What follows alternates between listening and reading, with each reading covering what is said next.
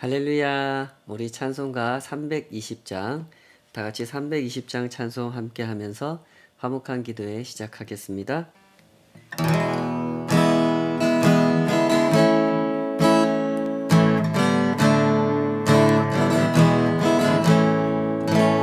나의 죄를 정케 하사 주의 일꾼 삼으시 구세 주의 넓은 사랑 항상 찬송합니다.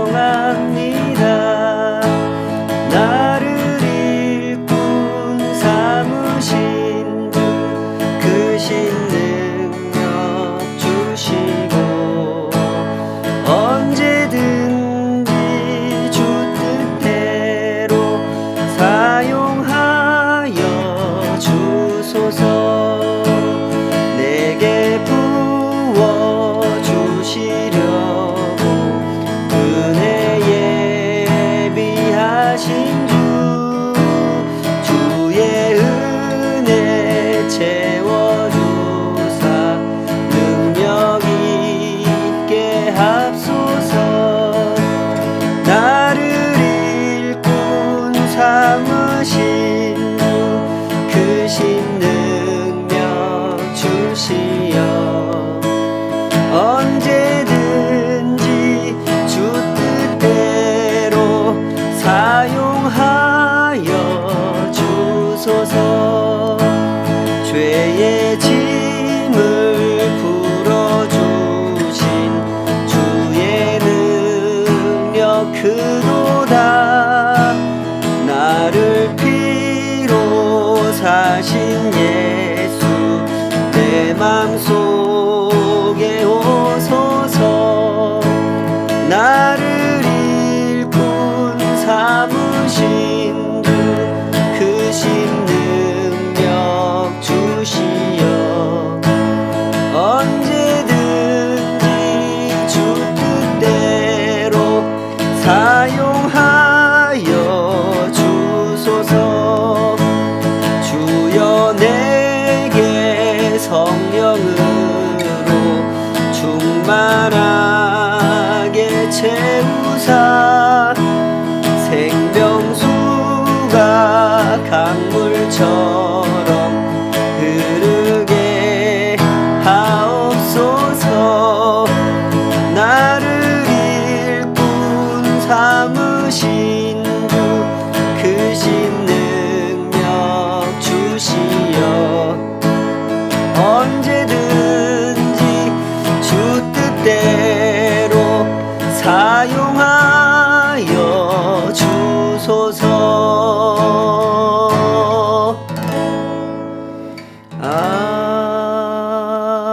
아멘. 아버지 하나님, 주의 부르심 앞에 오늘도 주의 종들이 서기 원합니다. 그 말씀이, 그 부르심이 우리의 생각과 우리의 중심을 지켜주시기를 주님께서 보시는 그 눈으로 우리도 함께 볼 수 있기를, 그래서 주님과 동행하기를 사모합니다. 우리의 눈을 밝혀주시고 주님께서 보시는 그것을 함께 보며 주님께서 가시는 그 길을 따를 수 있도록 오늘도 그 말씀으로 우리를 가르치시고 우리를 깨우쳐 주시고 우리의 영을 새롭게 하여 주시옵소서. 오직 그 선하신 손에 모든 것을 의탁하오며 예수님의 이름으로 기도하옵나이다. 아멘. 사무엘상 15장 1절에서 15절까지 오늘 주신 말씀으로 여호와의 말씀을 들으소서 하는 제목으로 함께 하나님 말씀 헤아려 보도록 하겠습니다. 사울 왕은 거듭해서 실망스러운 모습을 보여줬습니다. 13장, 14장이 확인해 준 모습 그대로 사울은 믿음도 없었고 헌신도 없었으며 오히려 잘못된 결정과 판단으로 하나님의 전쟁을 어렵게 만들었죠. 그로 인해 이 백성들로 하여금, 이 군사들로 하여금 죄를 범하게 만들었고 공적을 세운 이 요나단을 죽이려고 하는 그런 위험스러운 상황까지 몰아갔습니다. 아무리 봐도 사울은 하나님의 전쟁을 수행할 만한 그런 자질이 없어 보입니다. 사울이 하나님의 법도를 어기고 스스로 번제를 지낸 그 모습을 봤을 때 사무엘 선지자가 결국 이 사울을 향해서 하나님의 진노를 전하고 그를 떠나버리는 결국 그런 상황이 됐죠. 13장 13절에서 이렇게 말했습니다. 사무엘상 13장 13절 사무엘이 사울에게 이르되 왕이 망령되이 행하였도다. 왕의 하나님 여호와께서 왕에게 내리신 명령을 지키지 아니하였도다. 그리하였더라면 여호와께서 이스라엘 위에 왕의 나라를 영원히 세우셨을 것이오늘 지금은 왕의 나라가 길지 못할 것이라. 여호와께서 왕에게 명령하신 바를 왕이 지키지 아니하였으므로 여호와께서 그의 마음에 맞는 사람을 구하여 여호와께서 그를 그의 백성의 지도자로 삼으셨느니라 하고 사무엘이 일어나 길갈에서 떠나 베냐민 기브아로 올라가니라. 사무엘이 이렇게 사울을 떠났습니다. 그러나 하나님께서 사울에게 다시 기회를 주시죠. 하나님께서 주신 그 기회를 전하기 위해서 사무엘 선지자가 사울 왕을 찾아왔습니다. 오늘 본문은 그렇게 시작하죠. 1절 사무엘이 사울에게 이르되 여호와께서 나를 보내어 왕에게 기름을 부어 그의 백성 이스라엘 위에 왕으로 삼으셨은즉 이제 왕은 여호와의 말씀을 들으소서. 이렇게 시작합니다. 이야기가 시작되는 이 장면에서부터 이 이야기의 강조점이 분명하게 드러나고 있죠. 하나님께서 주신 미션을 전하기 전에 사무엘은 이 말부터 합니다. 당신이 왕이 된 것은 당신 스스로 된 것이 아니라 하나님께서 당신에게 왕권을 위임하신 결과이니 당신은 하나님 말씀을 들어야 된다. 이 말부터 시작해요.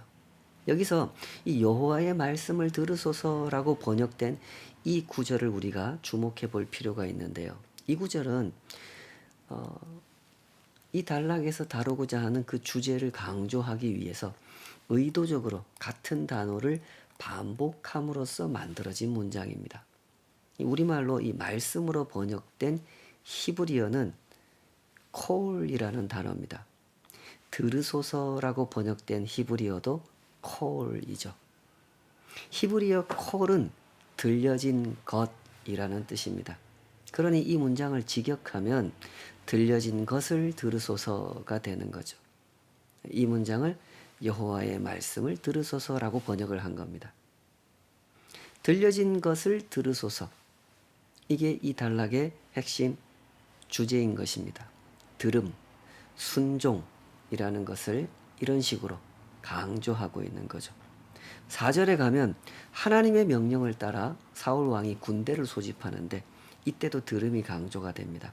사울이 백성을 소집하고 할 때 그 소집하다라고 번역된 히브리어 단어가 바예삼마라는 단어인데 이 역시 듣게 하다는 뜻이죠. 그리고 이후에 사울 왕이 명령대로 아말렉을 진멸하지 않고 돌아온 것을 봤을 때 사무엘 선지자가 꾸짖을 때도 이 점을 강조하죠.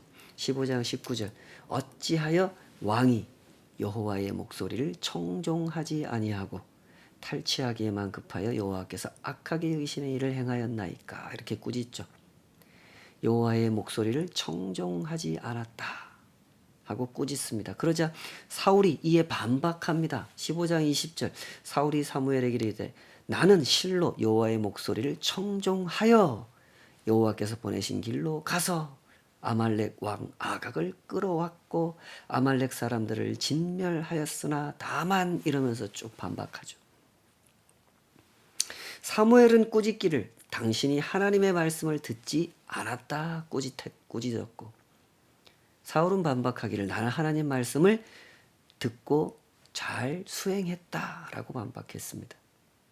이 이야기가 다루는 핵심 주제는 이처럼 명확하게 드러납니다. 하나님 말씀을 듣는 것, 그것이 이스라엘 백성들에게는 또한 이스라엘의 왕으로서 그 맡겨진 직무를 수행하는 사람에게 있어서는 가장 중요한 것이다 하는 내용을 다루고 있는 거죠. 사울 왕이 반박하는 이 말에서도 확인되는 것처럼 우리가 주목해야 봐야 될 것은 이겁니다. 사울이 뭘 그렇게 잘못했느냐 하는 거죠. 하나님께서 전쟁터에 나가라고 해서 나갔고 용맹하게 전쟁을 수행했고 승리하여 값비싼 전리품을 획득해 왔으면 잘했다고 해도 될 일이 아니겠습니까? 그런데 사울은 왜 이렇게 큰 책망을 받게 된 것일까요? 그것은 이 전쟁의 성격 때문입니다. 2절, 3절은 이 전쟁의 성격을 분명하게 이렇게 밝혀주고 있죠. 15장 2절, 3절 여호와의 만군의 여호와께서 이같이 말씀하시기를 아말렉이 이스라엘에게 행한 일 곧 애굽에서 나올 때에 길에서 대적한 일로 내가 그들을 벌하노니 지금 가서 아말렉을 쳐서 그들의 모든 소유를 남기지 말고 진멸하되 남녀와 소아와 젖 먹는 아이와 우양과 낙타와 나귀를 죽이라 하셨나이다. 이런 구절을 이해하는 것이 오늘날 우리의 입장에서는 쉽지가 않습니다. 아말렉을 진멸하라고 명하시는 이 하나님의 모습이 대단히 이질적으로 느껴지죠. 온 세상의 죄인들을 구원하기 위해서 당신의 생명을 내어주신 하나님과 진멸하라를 명하시는 하나님, 이 하나님이 도저히 같은 분이라고 생각하기가 어렵습니다. 그러나 이 책이 애초에 이스라엘 백성들을 위해서 기록된 책이라는 점, 그리고 이 명령이 지금으로부터 3000년 전 이스라엘 백성들에게 주어진 명령이라는 점을 헤아린다면 그렇게 이해하기 어려운 말씀은 아닐 겁니다. 당시에는 그럴 만한 상황이 있었고 그럴 만한 이유가 있었던 겁니다. 오늘 본문은 그 이유를 이렇게 설명하고 있죠. 아말렉이 하나님 앞에 큰 죄를 범했다는 겁니다. 그래서 공의로운 심판을 내리는 차원에서 진멸하라는 명령을 내리셨다는 거죠. 사실 이 명령은 사울 왕 때에 처음 내려진 명령이 아닙니다. 약 500년 전 이미 모세 시대에 하나님께서 말씀하셨던 명령이죠. 신명기 25장 17절에서 19절에 보면 그때의 일을 이렇게 이미 말씀하고 있습니다. 너희는 애굽에서 나오는 길에 아말렉이 너에게 행한 일을 기억하라. 곧 그들이 너를 길에서 만나 내가 피곤할 때에 내 뒤에 떨어진 약한 자들을 쳤고 하나님을 두려워하지 아니하였느니라. 그러므로 내 하나님 여호와께서 내게 기업으로 주어 차지하게 하시는 땅에서 내 하나님 여호와께서 사방에 있는 모든 적군으로부터 내게 안식을 주실 때에 너는 천하에서 아말렉에 대한 기억을 지워버리라. 너는 잊지 말지니라. 아말렉을 진멸시키는 전쟁은 엄밀히 말하면 이스라엘의 전쟁이 아니라 하나님의 전쟁입니다. 하나님의 전쟁이고 심판 전쟁인 거죠. 그래서 진멸하라고 명하신 겁니다. 그러니 이 전쟁을 수행하는 이스라엘과 사울 왕의 입장에서는 당연히 이 전쟁의 성격을 명확하게 해야 했던 것이고 하나님께서 명하신 그대로 수행해야 했던 것이죠. 이런 전쟁에서는 절대로 전리품을 획득해 가지고 오면 안 되는 겁니다. 그런데 사울 왕은 이 명령을 지키지 않았죠. 사울이 이 말씀대로 순종하지 않을 것이다 라고 하는 조짐은 바로 다음 순간에서부터 나타납니다. 15장 6절 사울이 겐 사람에게 이르되 아말렉 사람 중에서 떠나가라. 그들과 함께 너희를 멸하게 될까 하노라. 이스라엘 모든 자손이 애굽에서 올라올 때에 너희가 그들을 선대하였느니라. 이에 겐 사람이 아말렉 사람 중에서 떠나니라. 이 사울의 말만 들어보면 겐 사람들을 살려야 할 이유가 있는 것처럼 느껴집니다. 그러나 하나님께서 그것을 명하신 바가 없죠. 사울은 지금 월권을 행사하고 있는 겁니다. 사울이 언제부터 이렇게 역사의식이 투철했고 언제부터 이렇게 정의와 명분을 생각하는 사람이었습니까? 사울은 그런 사람이 아니죠. 사무엘서가 이 13장, 14장 내내 확인시켜준 사울의 모습은 전혀 그런 모습이 아니었습니다. 사울은 역사의식도 불분명했고 하나님의 정의를 생각하는 마음은 더더욱 없었습니다. 사울은 현실 앞에서 지극히 인간적인 판단을 하는 사람이었죠. 블레셋처럼 강한 상대를 마주했을 때 사울은 인간적인 계산을 앞세웠고 비겁하고 연약한 모습을 보였습니다. 그런 점에서 사울은 그의 아들 요나단보다도 훨씬 못한 그런 모습을 지속적으로 노출시켰죠. 그랬던 사울이 지금 이 아말렉을 진멸하라는 명령을 수행하는 이 상황에서 겐 사람을 보호하려고 하는 것은 그의 말처럼 이 역사의식에서 나온 생각이거나 하나님의 공의로운 심판을 생각해서 내린 결정이 아니었던 겁니다. 사울은 백성들 앞에서 자신의 왕권을 공고히 할 목적으로 이 상황에서 이 겐 사람들을 이용하려고 생각했던 거죠. 오늘날 이 선거철에 정치인들이 이 국민들의 그 환심을 사기 위한 공약을 막 내세우지 않습니까? 그런 것과 비슷한 이 정치적 계산이 개입된 그런 행동이었던 거죠. 당시에 이 겐 사람들과 아말렉 사람들의 관계를 명확하게 결론 내리기는 어렵습니다만은 그러나 이 겐 사람들이 아말렉 사람들과 함께 지냈다라고 하는 것은 겐 사람들이 아말렉 사람들을 섬기면서 지냈다고 보는 것이 합리적인 판단일 것입니다.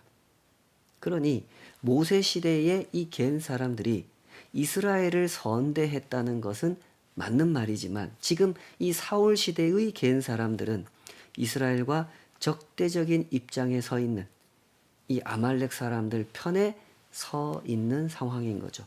그러므로 굳이 하나님의 명령을 거스르면서까지 이 겐 사람들을 보호해야 할 이유는 없었던 겁니다. 만약에 사울에게 어떤 역사의식이 있어서 그래서 도저히 이 겐 사람들까지 같이 죽이기에는 마음이 편치 않아 고민이 됐다면 그때 어떻게 해야 됩니까? 임의로 결정할 게 아니라 사무엘 선지자를 통해서 하나님의 뜻을 물어보는 것이 더 합당한 처신이었겠죠. 그러나 보시는 것처럼 사울은 독단적으로 판단해서 겐 사람들을 살려줬습니다. 그런데 이 사울의 월권 행위는 그뿐만이 아니었습니다. 15장 9절 사울과 백성이 아각과 그의 양과 소의 가장 좋은 것 또는 기름진 것과 어린 양과 모든 좋은 것을 남기고 진멸하기를 즐겨 아니하고 가치 없고 하찮은 것은 진멸하니라 이랬죠.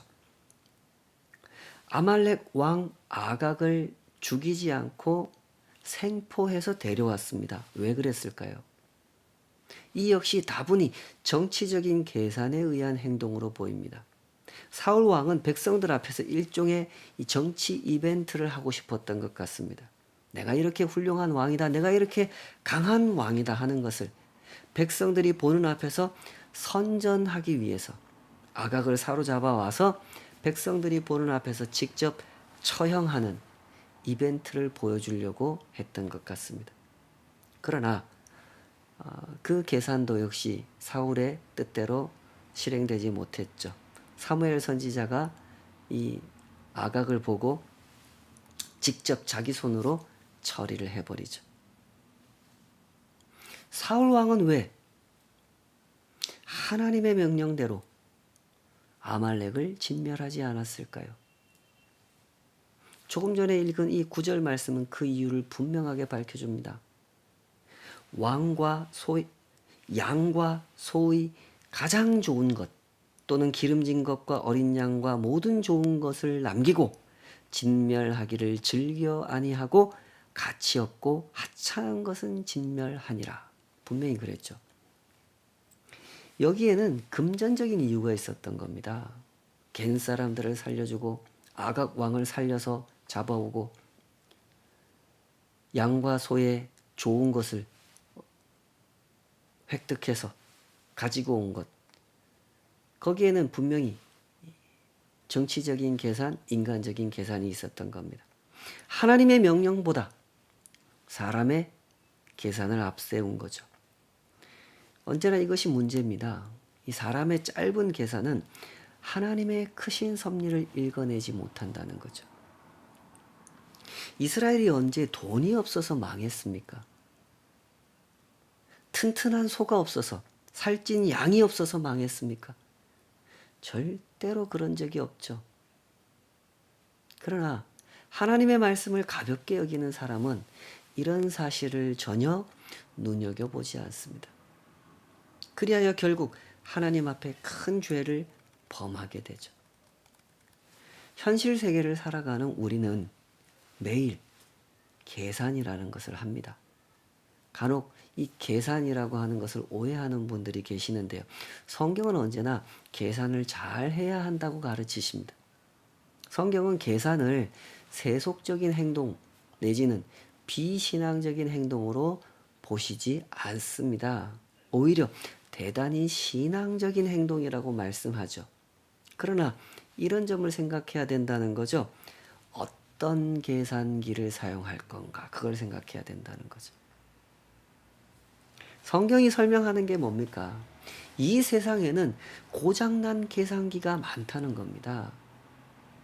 대부분의 사람들이 그 고장난 계산기를 가지고 있어서 열심히 계산기는 두들기지만 엉터리로 계산을 한다는 거죠. 그 결과 정말로 붙잡아야 할 것은 놔버리고 내다 버려야 할 것은 꼭 붙잡은 채로 살아간다는 거죠. 정말로 붙잡아야 할 하나님은 놔버리고 버려야 할 욕심은 그토록 고집스럽게 붙잡고 살아간다는 거죠. 지금 사울 왕이 그런 모습을 하고 있죠. 사울 왕이 이렇게 생각하는 것은 옳은 일이고 정상적인 일입니다. 어떻게 생각하는 거예요? 내가 이스라엘의 왕으로서 견고하게 서야겠다. 그렇게 생각하는 건 지극히 올바른 생각이에요. 그러나 문제는 그 다음이죠.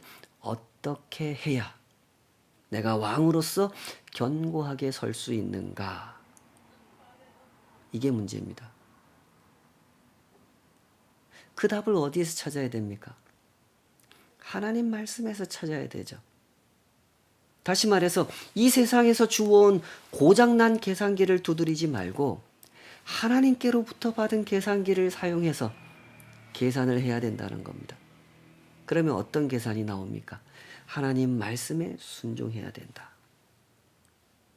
그러면 내가 이스라엘의 왕으로서 견고하게 서게 된다. 그런 결과를 얻게 되죠. 그러나 지금 사울은 어떻게 했습니까? 고장난 계산기를 열심히 두들겼죠. 우리가 살아가는 삶도 이와 다를 바가 없죠. 우리는 매일 계산기를 두드리면서 살아갑니다. 때문에 우리가 항상 확인해야 되는 것은 이것이죠. 내가 고장난 계산기를 들고 있지 않은지 그걸 점검하면서 살아가야 됩니다. 어떻게 점검할 수 있을까요? 점검하는 방법이 있습니까? 있죠. 명확하게 있습니다. 하나님 말씀에 비추어 보면 되는 겁니다. 어릴 때 수학 시간에 배우지 않았습니까? 산수 시간에. 내 계산이 맞았는가 확인하기 위해서 검산이라는 걸 하죠. 거꾸로 가면서 다시 계산을 합니다. 그런 것처럼 하나님 말씀에 비추어 보면 내가 계산을 올바로 했는지 고장 난 계산기를 사용했는지 확인되는 거죠. 그러므로 말씀을 사모하는 사람은 책을 좋아하는 사람이 아니라는 걸 아셔야 됩니다.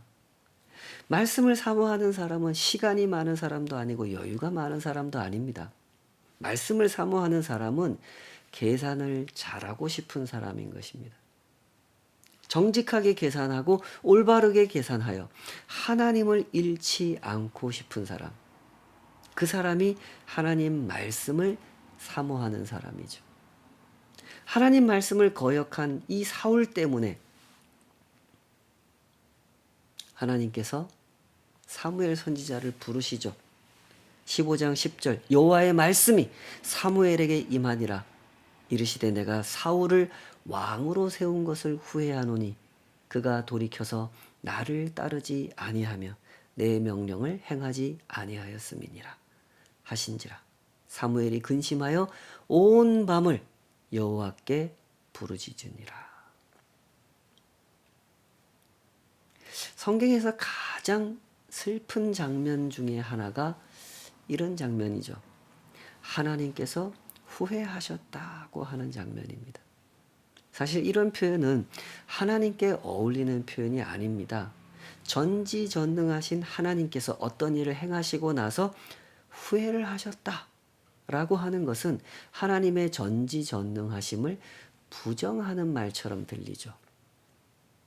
때문에 이런 표현은 하나님께 어울리는 표현이 아닙니다. 그러나 그럼에도 불구하고 성경에는 가끔 이런 표현이 등장한단 말이죠. 하나님께서 후회하셨다. 노아 시대에 홍수 심판을 내리시면서 그때 하나님께서 이렇게 표현하시죠. 히브리어로 나함티라는 단어를 쓰는데요. 우리말로 번역할 때는 후회하셨다로 번역하기도 하고 한탄하셨다로 번역하기도 합니다. 창세기 6장 6절에 보면 거기서도 이 땅에 사람 지으신 것을 한탄하셨다, 후회하셨다라는 표현이 사용되고 있죠. 우리가 이런 표현을 잘 이해하려고 할 때는 언제나 이 성경의 용법이라는 걸 생각해야 됩니다. 사람이 아닌 하나님께 사람에게 쓰는 표현을 사용하는 것, 이런 것을 신학자들이 신인동형론적 표현이라고 그렇게 말을 하는데요. 뭐 이런 용어를 꼭 아셔야 되는 건 아닙니다만은 중요한 건 이런 용법을 어떤 의도로 사용하시는가, 어떤 용도로 사용하시는가를 헤아리는 게 중요하다. 그 얘기입니다. 그런 점을 고려해서 이 하나님께서 후회하셨다라는 표현을 살펴보면 언제나 이 표현은 새로운 미래를 준비하셨다는 뜻으로 사용하신다는 것을 발견할 수 있다는 거죠.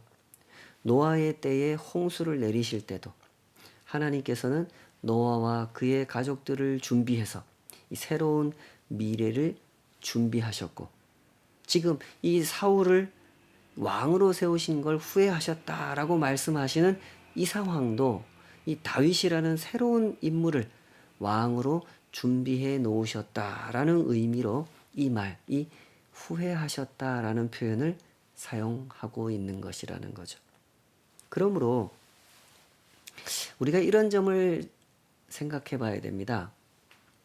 후회하시는 하나님은 사람이 잘못해도 그것으로 역사를 끝내버리시는 것이 아니라 새로운 미래를 준비하신다라는 거죠.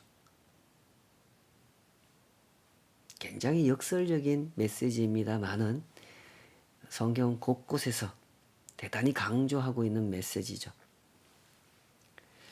사실 이 사무엘서라고 하는 책이 말하고자 하는 핵심적인 메시지도 바로 이거죠. 오늘날 대부분의 학자들이 이 사무엘서가 언제 기록되었다라고 보냐면 이 포로기 이후에 바벨론에 의해서 유다가 멸망하고 포로로 끌려갔다 70만 년 만에 다시 돌아오지 않습니까? 그리고 새로운 언약 공동체를 재건하기 위해서 힘겨운 나날들을 지내가죠. 그 시기에 저술됐을 것이라고 봅니다. 그런 의견이 맞다고 전제하고 이 책을 헤아려 보면요. 이 사무엘서라고 하는 책은 아주 분명한 희망을 외치고 있는 책이라는 점을 알 수가 있습니다. 이스라엘이라는 국가는 멸망했고 아직도 여전히 주권을 회복하지 못한 상태입니다. 아수르의 지배 아래 놓였다가 바벨론의 지배 아래 놓였다가 페르시아의 지배 아래 놓였다가 하는 상황이 계속 지속되고 있죠. 계속해서 강력한 제국이 일어나고 이스라엘은 아직 너무너무 약한 모습이고 그래서 도저히 희망을 찾기 어려운 상황이란 말이죠. 그런 시대에 이런 책이 저술됐다는 겁니다. 그리고 아주 분명하게 후회하시는 하나님, 새로운 미래를 준비하시는 하나님을 설명하고 있다는 거죠. 잘 보십시오. 성경이 설명하고자 하는 희망은 어떤 인물이 아닙니다. 어떤 정부도 아니죠. 성경이 설명하는 희망은 뭡니까? 언제나 그 희망은 하나님이십니다. 부디 이런 사실을 잘 이해하시기 바랍니다. 이스라엘 백성들이 오랫동안 잘못 생각했던 게 뭡니까? 바로 인물을 주목했다는 거죠. 어떤 제도를 주목했고 어떤 정부를 주목했고 어떤 인물을 주목했던 것이 그들의 잘못이었습니다. 그렇게 오랜 세월을 보낸 후에 나라가 완전히 망하고 다시 소생할 기미조차 보이지 않던 그때 그 백성들이 비로소 하나님 앞에서 깨달은 사실이 바로 이 책에 이렇게 기록된 겁니다. 그게 뭡니까? 이 땅의 희망은 오직 하나님께 있다는 거죠. 부디 이 큰 진실을 주목하시기 바랍니다. 이 세상의 잘못된 계산기는 언제나 잘못된 계산을 합니다. 더 발전된 기술이, 더 진화된 제도가, 더 풍요로운 물질이 세상에 희망을 가져다 줄 것이라고 생각하죠, 사람들은. 그 잘못된 계산기로 언제나 그런 계산 결과를 내놓습니다. 그러나 이 세상의 오랜 역사가 증명하고 있는 사실을 주목해 보십시오. 더 발전된 기술은 더 파괴적인 무기를 만들어냈고 더 진화된 제도는 더 진화된 범죄를 만들어냈으며 더 풍요로운 물질은 더 많은 다툼을 만들어냈죠. 이미 1차 세계대전이 일어났고 2차 세계대전이 일어났으며 세상은 지금 3차 세계대전이 일어날까 두려워하고 있습니다. 하나님의 백성들은 이 진실을 본 사람들입니다. 하나님께서 주신 정직한 계산기를 사용하는 사람들이죠. 그래서 희망을 품고 사는 사람들인 것입니다. 내가 선호하는 정당 때문에, 내가 선호하는 정치인 때문에 희망을 품는 사람은 이 진실을 본 사람이 아닙니다. 간혹 신앙인들 중에서도 어떤 목사님들도 그런 의견을 피력하는 분들을 종종 만나게 되는데요. 심히 우려가 되는 사람들이죠. 성경을 너무 모르는 사람들입니다. 부디 이 세상 정치를 하나님께서 보시는 대로 보시기 바랍니다. 이 세상 정치를 부정하거나 혐오하라는 뜻이 아닙니다.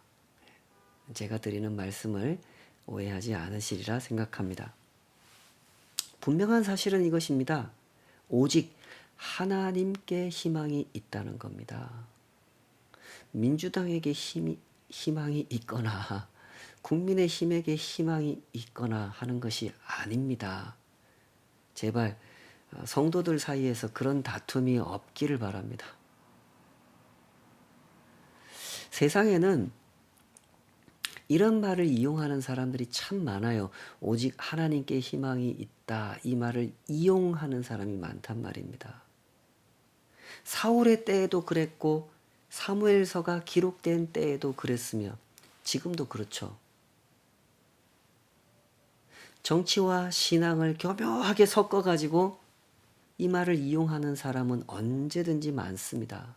그러므로 우리에게는 정직한 분별력이 필요한 것입니다. 하나님 말씀에 내 계산을 섞어 넣지 않는 정직한 분별력이 필요한 것이죠. 사울이 하나님께서 주신 기회를 이렇게 거절해버린 이유가 바로 여기 있는 거죠.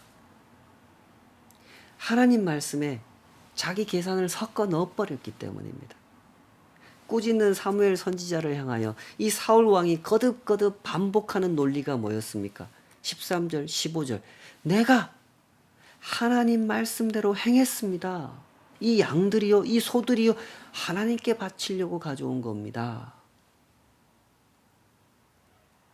이런 변명이었죠. 사울의 마음은 이미 이런 상태가 돼버린 겁니다. 하나님께서 이토록 안타까워하시고 하나님의 선지자가 이토록 괴로워하는데도 정작 그 사울 왕의 마음은 내가 뭘 잘못했느냐 하고 따지고 있었단 말이죠. 정직한 분별력이라고 하는 것이 그렇습니다. 이런 분별력을 소유하는 것이 참 어렵고 이런 분별력을 잃어버리는 것은 참 쉽다는 것이죠. 하나님 말씀에 내 생각, 내 계산, 내 논리를 조금 섞어도 된다는 생각. 그 생각이 언제나 큰 재앙을 불러온다는 사실. 그 사실을 생각하시기 바랍니다. 그리하여 신실한 성도의 길을 걸으시고 거룩한 복을 충만하게 누리시기를 주님의 이름으로 축복합니다. 우리 같이 기도하십시다. 아버지 하나님, 정직한 분별력을 사모하오니 저희들에게 그러한 눈을, 그러한 마음을 허락하여 주시옵소서. 이 세상을 살아가며 우리가 얼마나 잘못된 계산기를 선호하는지, 그것을 붙잡고 그 고장난 계산기를 또 사용하고 또 사용하면서도 그것이 틀렸다는 것을 확인해 놓고도 그것을 과감하게 내다버리지 못하는 주님, 우리의 어리석은 마음을 고쳐주시옵소서. 사울 왕의 이야기가 포로 후기를 살아가던 이스라엘 백성들에게 하나님의 뜻을 깨닫게 되는 거룩한 재료가 되었던 것처럼 주여 우리에게도 그런 은혜를 허락하여 주시옵소서. 오직 참된 희망은 하나님께만 있음을 정직한 눈으로 헤아려 보게 하여 주시고 이 땅을 살아가는 동안 정직한 분별력 얻기를 날마다 사모하고 사모하는, 그리하여 주님 인도하시는 길을 겸손히 따라 걷는 저희들의 순례길 되게 하여 주시옵소서. 예수님의 이름으로 기도하옵나이다. 아멘.